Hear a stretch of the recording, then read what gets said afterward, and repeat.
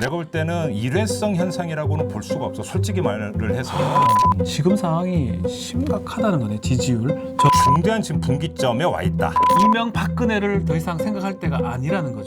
그렇다고 해서 반전의 여지가 아예 없는 건 아니다.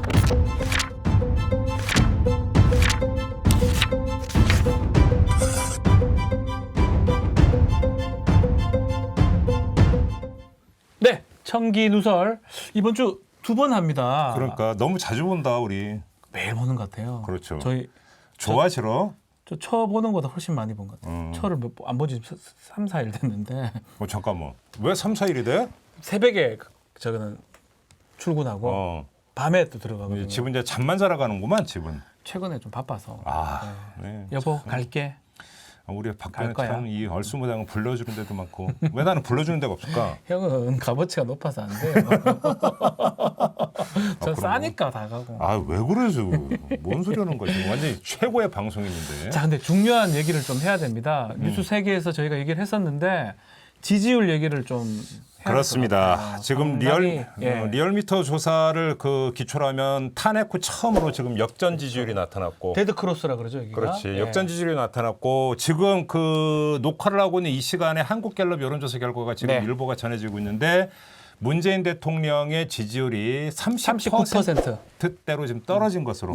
39% 나온 걸로. 이거는 좀 대선 때의 득표율이 41%였는데 이거보다도 지금 이제 더 낮은 것으로 지금 나와버렸기 때문에 자, 이 여론조사 결과, 자, 이 지지율의 추이가 일시적인 현상이냐, 아니면 장기 추세냐, 이게 지금 이제 초점이라고 봐야 되겠지. 정말 궁금합니다. 일시적인 거예요, 장기적인 거예요?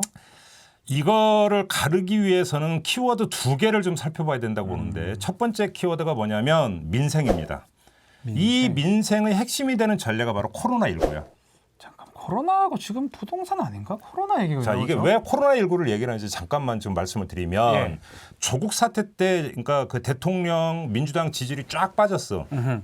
그랬다가 이게 검찰 개혁 전선이 형성이 되면서 다시 그러니까 복원이 되는데 그다음에 찬반이 팽팽하게 대치하는 양상을 보였어요. 그렇죠. 그런 느낌이었어요. 근데 이런 대치 양상이었다가 이게 갑자기 상승 동력이 확 커지면서 쭉 올라갔던 그 에너지원이 뭐였냐면 바로 코로나19였어요. 맞아요. 우리 청기누설 총선 청기누설 때 이미 다 했던 얘기야. 그렇죠. 그렇지. 자, 그러면 최근 여론조사 추이에서 가장 결정적인 그 원인은 누가 뭐라 해도 부동산이야. 부동산이죠. 어제 임동군 교수하고 이야기했던 것도 바로 그거잖아. 그런데 바로 이 부동산 문제는 코로나의 180도 역전 버전이다. 그 얘기인 거죠. 좀 어렵죠. 저만 어려운 거 아니죠. 우리 시청자분들. 역전 버전. 이거 무슨 뜻입니까? 쉽게 하면 어렵게 하냐. 코로나19나 부동산이나 이건 정치 문제가 아니라 민생 문제라는 거야. 정치가 전혀 어려운 게 아니라는 거지. 민생이다 이거는. 그러니까 예를 들어서 검찰 개혁 의제와 코로나19의 그 의제의 파괴력의 차이가 어디서 나온 거냐면 하나는 정치 의제고 하나는 민생 의제인데 문제는 의제에 대한 그러니까 국민들의 민감성, 그다음에 의제의 탄력성 여기서 상당한 차이가 있다는 거지. 정치 의제니까 일부 지지층에만 영향을 끼치는 거고. 그렇지.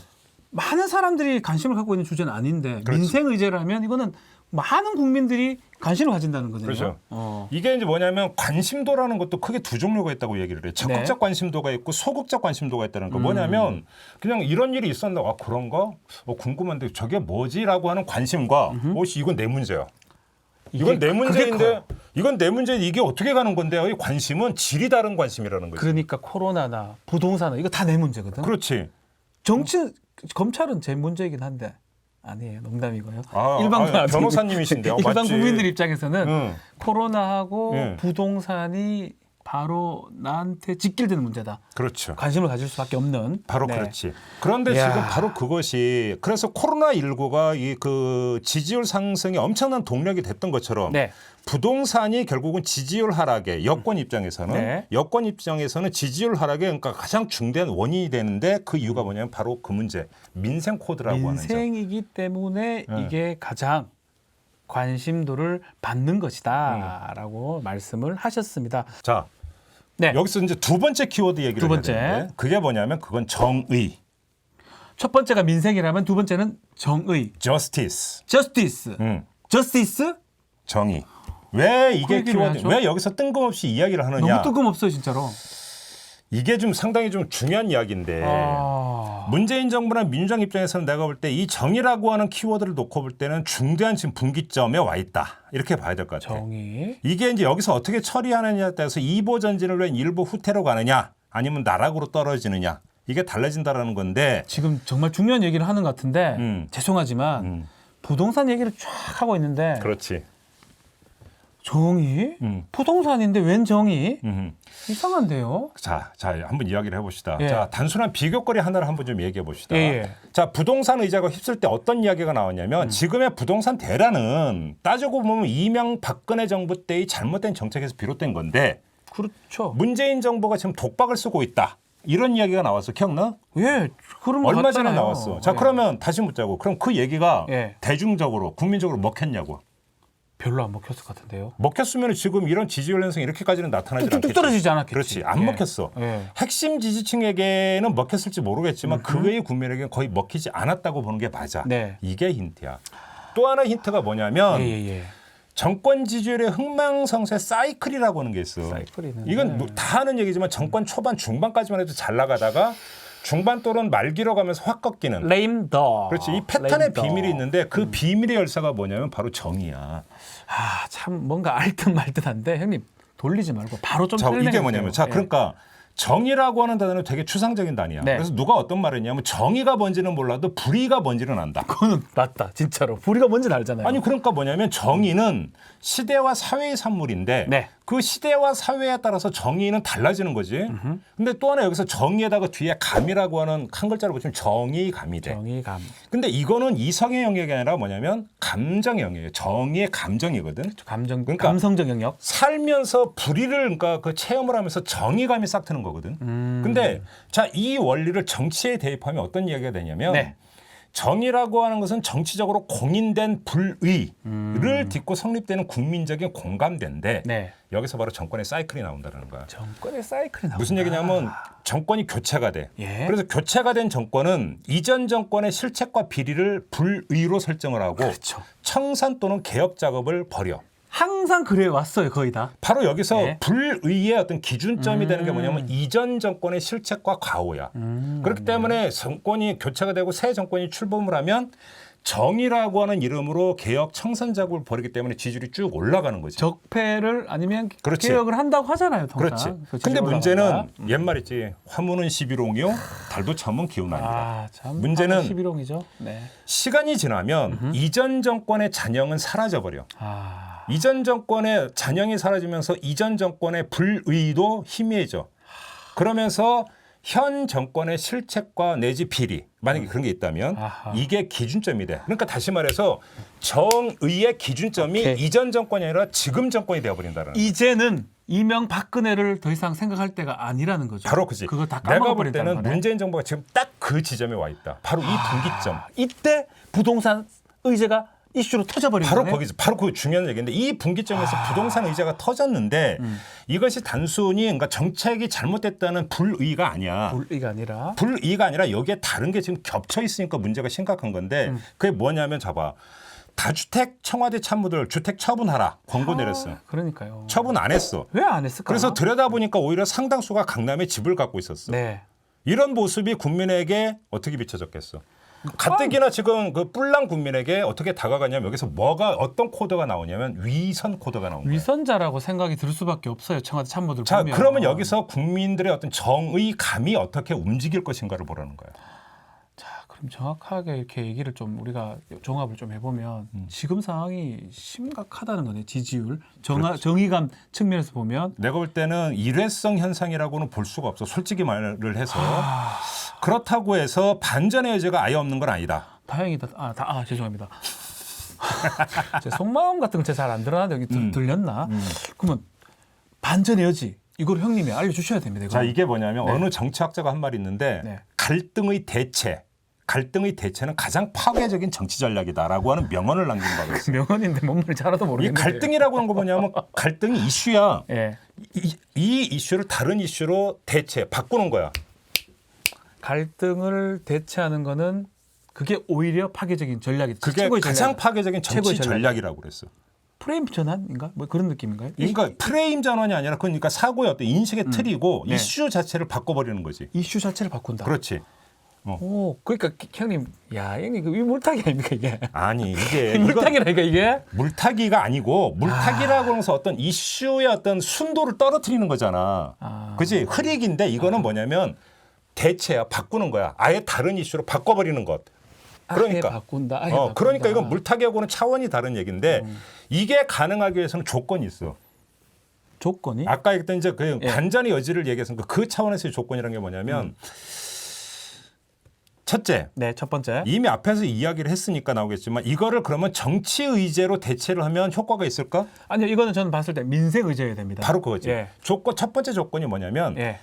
그 대체하는 이슈 갈등도 민생 의제여야 된다라는 거야. 맞습니다. 그래야만이 같은 파괴를 가질 수 있다라는 그렇죠. 아주 것인데. 센 거죠. 근데 민생 여기서 의제. 문제가 우리가 그래서. 어제 이제 그 청균수 스페셜판을 하면서 임동gun 교수하고 얘기했잖아. 네. 부동산 시장이 이게 표면적 내지 일시적으로 안정세를 보이느냐 안 보이느냐가 중요하다고 내가 어제 끝 무렵에 맞아, 잠깐 맞아요, 말을 맞아요. 건 게 오늘 이 얘기하려고 걸었던 건데. 약간이라도 표면적으로 안정한 모습을 보여야지만이 이게 뭔가 뭐냐면 필요하다. 그렇죠. 갈등의 대체, 이슈를 대체할 수 있는 환경이 그래야 조성이 되는 건데 아. 부동산이 의제가 계속 펄펄 끓고 있는데 다른 의제로 바꾸려고 해봤자 바꿔지지도 안 되는 거지. 안 바꿔지죠. 그치? 두 가지 조건이 바로 필요해요. 이 두 가지 조건이 필요한데 이걸 내가 볼 때는 청와대는 알아. 청와대는 알고 있어. 그래서 이미 시도에 들어갔어. 그게 뭔 줄 알아? 제가 이 방송 시사 방송 이렇게 많이 하면서 청와대 그거 시도한 건데 기억이 없는데요. 아니 우리 뉴스 세계도 했어. 며칠 전에 OECD가 네. 올해 경제 성장률 전망치를 발표했는데 우리나라가 가장 높았다. 0.8 마이너스 0.8 1등 했잖아요. 그러니까 이리고 나서 청와대 정책실장, 청와대 경제수석 이런 사람들이 팔 걷어붙이고 언론 인터뷰하고 막 그랬어. 기억나? 그건 그래요. 예. 그지? 그게 무슨 그러면서 동 타이밍에 또 그 정책시장 그 경제수석이 무슨 얘기를 했냐면 대통령까지 나서서 부동산 시장이 드디어 안정 국면으로 접어들고 있다라는 얘기도 했어. 이 두 가지 얘기를 같이 했어. 경제 성장률과 부동산 시장의 안정화 이 두 가지 얘기를 하긴 했어요. 자, 그러니까 710 조치까지 나오면서 부동산 시장이 안정이 되고 있고 네. 마침 또 OECD에서 낭보가 날아왔는데 대한민국의 경제 성장률이 코로나를 뚫고 네. 세계 1위인 것으로 나왔다. 이 두 가지를 섞었어. 이게 뭐야? 첫째, 부동산 시장의 안정화라고 하는 측면 조건과 네. 다른 민생 의제로의 전환. 이 두 가지를 염두에 뒀다고 읽을 여지가 있어 없어? 저는 염두를 해둔 것 같긴 한데 뭐 임팩트는 조금 부족한 것 그런데 같기도 하고. 내가 볼 때는 그럼에도 불구하고 별로 효과는 없을 것 같아. 왜 그러냐면 네. 청와대는 좀 약간 다급한 것 같아. 그래서 물결을 따라서 노를 젓는 게 아니라 물결 자체를 만들려고 하고 있는 거야. 노를 저 가야 되는데 그렇지. 물결을 만든다는 건 왜- 그만큼 무리하다 주장이. 그렇지. 왜 그러냐면 민생이라고 하는 것은 데이터가 아니야. 지금 청와대에서 얘기한 건 데이터잖아. 네. 데이터 갖고 얘기했는데 그게 아니라 체감의 영역이거든. 내가 느끼는 거. 그렇지. 내가 받아들이는 그러니까 거. 경제 성장률 전망치 그건 지표의 영역이야. 그래서 경제 성장률이 그러니까 OECD 중에 세계 1위 좋은데 근데 내가 사는 건 힘들어. 나 힘들어. 0.8 뭐 1등하면 뭐하노. 그다음에 부동산 시장 안정화 이것도 역시 체감의 영역이잖아. 예. 근데 역시 지표를 꺼냈거든. 근데 체감이 되고 있느냐라는 거지. 그런 점에 이 두 가지를 다 놓고 종합을 해보면 청와대가 좀 마음이 급하다. 그러면 뭐 이렇게밖에는 얘기를 할 수가밖에 없지. 형님이 지금 말한 것처럼 이대로라면 지금 청와대 급하게 지금 움직이고 있는데 뭔가 계기는 없다는 거예요. 그러면 그래서 그러니까 제가 주목하고 있는 게 뭐냐면 이제 좀 있으면 8월 임시국회가 열리고 바로 이어서 가을 9월달 정기국회로 정기국회요. 바로 이어져가. 예. 자 여기서 민주당이 어떤 의제를 들고 나오느냐를 볼 필요가 있다. 왜 그러냐면 이게 중요하구나. 7월 임시국회가 끝나고 지금 이 순간까지 국회가 휴지기가 되는데 뭐냐면 공교롭게 수해 기간하고 겹쳐버렸어. 맞습니다. 수해 기간으로 겹쳐버린 상태에서 민주당이 다른 의제로 치면서 그러니까 여기서 맞대응을 할 수 있는 여지가 거의 없었어. 그런데 일단은 만약에 이제 이번 주를 지나면서 이제 장마도 거의 끝나갈 것이다라고 이야기를 하고 다시 국회가 열리게 되면은 어차피 의석수를 가지고 어떤 그런 의안, 핵심 의안을 뭘로 걸어서 다시 여론화를 해 들어가는가. 이게 결국은 그러니까 중요한 관전 포인트고 마지막 관전 포인트일 수 있다. 그러면 우리가 지금 뭐 저도 이제 시사를 계속 하다 보니까 뭐 공수처 얘기도 있고 그렇지. 또? 아니 그러니까 참 그런 거야. 공수처 그다음에 경찰 개혁 관련 자치 입법. 경찰 그 경찰 개혁 입법도 있고 그다음에 국정원 개혁 입법 이런 거 해야 돼. 예. 권력기관 개혁은 무슨 일 있어도 해야 돼. 해야 되는데 근데 문제는 이게 반전 카드는 안 될 것이다. 이건 약간 그 좀 도식 좀 의무 카드지. 의무 카드고 저 정치 의제잖아요. 그렇지. 대부분 정치 다. 의제 반전 카드까지는 되지를 못할 거다. 그럼 그게 뭘 거냐? 아하. 민생 의제여야 되는데 그게 뭐냐? 이게 지금 내가 볼 때는 가장 중요한 그 포인트인데 저 알겠어요, 형. 뭔데?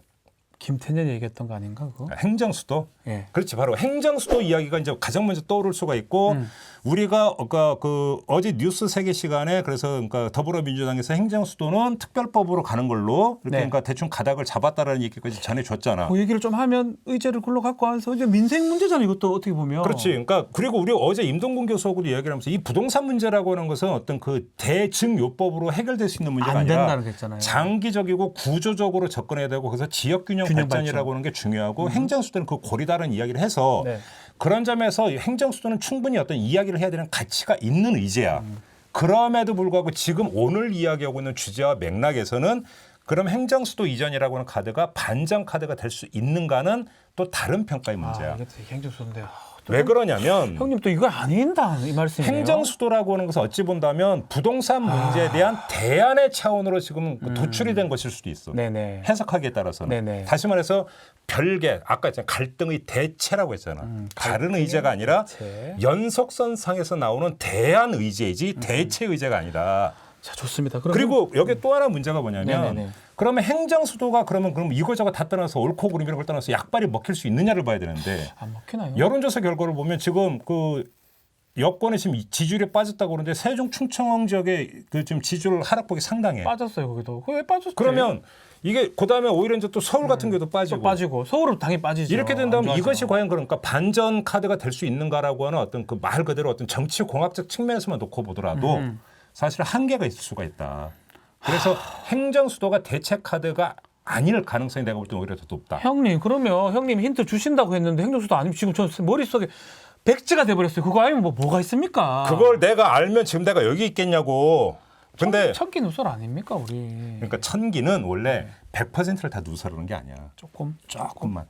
네. 자 여기서 얼개는 그릴 수 있다. 자 그려주십시오. 이렇게. 문제는 첫째, 당연히 민생 의제여야 되는데 단순히 민생에 도움이 되는 것 민생 이렇게 의제. 접근하는 것 갖고는 소박해. 안 되고. 민생에 도움이 되면서도 통합당이 반대를 넘어서 오히려 반민생, 친민생 프레임을 성립시킬 수 있는 거냐 없는 거냐. 통합당이 반대를 또 해줘야 되네 이거는. 아니 뭐 해준다는 표현까지 아니고 이게 사실은 조건일 수가 있어. 이거 그렇군요. 이게 뭐냐면 여기서부터가 정치적 상상력의 영역인데 그 다음에는 이제 정치 기획이고 정책 기획의 영역이니까 기획의 영역이다. 조금만 보도록 하고 네네. 사족 삼아서 내가 하나 붙일 말이 있어. 자 뭐죠 그게? 아까 우리가 정권의 분기점을 이야기를 했잖아. 그래서 이전 정권의 문제가 정의의 기준이 그러니까 될 때가 있고 아닐 때가 있다고 했어. 근데 이 이야기를 토대로 하는 얘기인데 요즘 며칠 사이에 통합당 안팎에서 아주 엉뚱하면서도 거의 자해에 버금가는 이야기가 나오고 있어요. 다시 말해서 정의, 저스티스라고 하는 것의 기준을 과거로 되돌려버리는 어떤 이야기를 통합당 안팎에서 스스로 하고 있어요. 그건 뭐 알죠. 그게 뭔지 알겠지? 박근혜 사면하라고 난리야 지금. 박근혜 광복절 특사 얘기하고 네. 그다음에 4대강 사업 얘기하고 이거 끝난 걸 갖고 참네. 자 이렇게 보자고. 자 통합당 안팎에서 예. 이 얘기를 꺼내면 꺼낼수록 예. 정의 대 불의의 대립구도는 과거형으로 역주행을 해요. 그럼 문재인 정부 입장에서는 그 얘기 계속 해주기를 윤상현이 되게 고맙겠네요. 문재인 입장에서는 땡큐인 거죠. 해요. 해라는 거예요. 오히려 그 얘기를 해주면 문 정부 더 좋은 거네, 그죠? 그러니까 바로 그거지. 그러니까 와. 문재인 대통령이 바로 그 얘기가 나오자마자 네. 자, 실태 조사를 해야 된다고 바로 받았잖아. 왜 그랬을까를 잘 보라는 얘기지. 어. 그리고 여기서 또 하나의 그러니까 그런 점에서 어떤 그러니까 관심의 대상이 되는 인물이 김종인 비대위원장. 김종인요. 자, 네. 김종인 비대위원장이 탄핵에 대해서 대국민 사과를 한다고 예고를 했잖아. 네. 그지? 김종인 위원장은 알아. 이걸 끊고 가야 된다라고 하는 거야.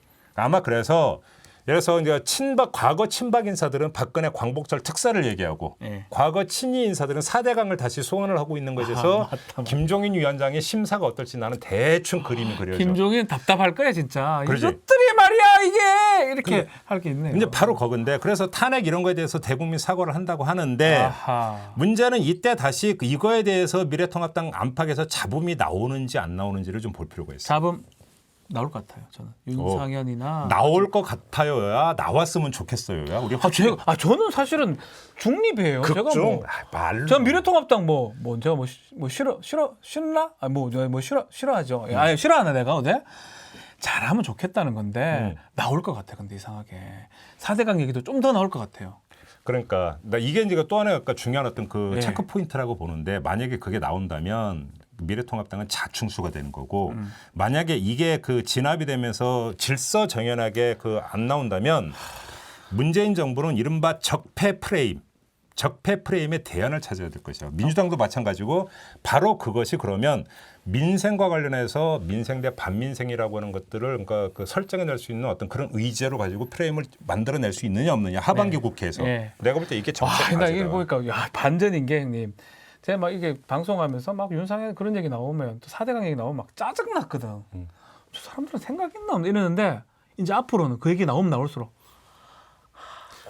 아니 극중이라며. 예, 제가 잘못했습니다. 그렇게 보는 게 맞네요. 그래서 잡음이 계속 많으면 많을수록 비대위, 그러니까 지도부하고 미래통합당 지도부하고 불협화음이 계속 나면 그만큼 문재인 정부는 오히려 낫다라는 거네요. 그러니까 그 저기 이제 지금은 저기 자리로 가신 분이 그 명언을 남겼잖아. 다른 건 몰라도 문재인 정부는 야당복 하나는 타고 태어났다. 야당복이 막 그렇지. 최고였다 그랬어요. 그러니까 이제 문제는 어젠가 그젠가 한 신문 보니까 이제 그 제목 이제는 야당복도 없다. 있을 것 같은데. 아니 그 제목이 그렇게 달려. 야당복도 요 기사 재밌다고 내가 본 적이 있는데. 야당복도 없다. 이제 요것도 사실은 이제 앞으로 봐야 돼. 근데 사실 이거는 주된 건 아니고 하나 이제 변수 가운데 하나이고 중요한 것은 뭐냐면 아까 형님 말했던 거. 바로 그게 이제 본류라고 봐야 되는 거지. 그러니까 조건을 얘기를 들자면 이게 민생이어야 되고 제가 아까 들은 바에 따르면 그 민생 주제인데 통합당하고는 좀 반대될 만한 그런 어떤 주제가 정치적 어떤 상상력을 통해서 의제가 나오고 이게 상당히 분란이 되는 거가 된다면 그게 정기국회 때 먹힌다면 이슈로 먹힌다면 이 지지율 반등시킬 수 있다. 그 말씀이에요. 그러니까 내가 볼 때는 그런 점에서 그러니까 상당히 또 중요하게 하나 봐야 되는 정치 일정이 8월 29일에 민주당 전당대회가 있잖아. 중요하죠. 새 대표가 선출이 되잖아. 이낙연. 누가 될지는 나는 모르겠어. 근데 이낙연. 자, 새 대표 체제에서 일단 정비를 하면서 자, 이 새 대표 당 체제에서 어떤 걸 가지고 이제 그 들고 나오느냐. 네. 그러니까 1호로 8월 29일 바로 이것이 갖는 중요하겠다. 이게 상징성도 있는데 그것이 지금 시기적으로 대단히 절박한 시점에서 나오는 것이기 때문에 차기 당 대표의 리더십이 안착이 되느냐 안 되느냐를 가르는 그것도 있네. 대단히 중대한 어떤 요인일 것이다. 이것도 함께 봐야 된다라는. 지금 진짜 8월달, 9월달이 너무 중요한 시점이네요. 민주당 입장에서는. 그렇죠. 왜 그러냐면 8월, 9월 정도까지밖에 시간이 없는 게 그 다음으로 넘으면 뭐가 있어? 국정감사가 있어. 그렇지. 감사하면 또. 그러니까 사실은 그 전에 그러니까 여기서 어떤 새로운 의제를 만들어내는 그러니까 민생 의제를 만들어낼 수 있느냐라고 하는 것들이 내가 볼 때는 지금 여권에게 부여되는 정치적 과제이자 정치력일 것이다.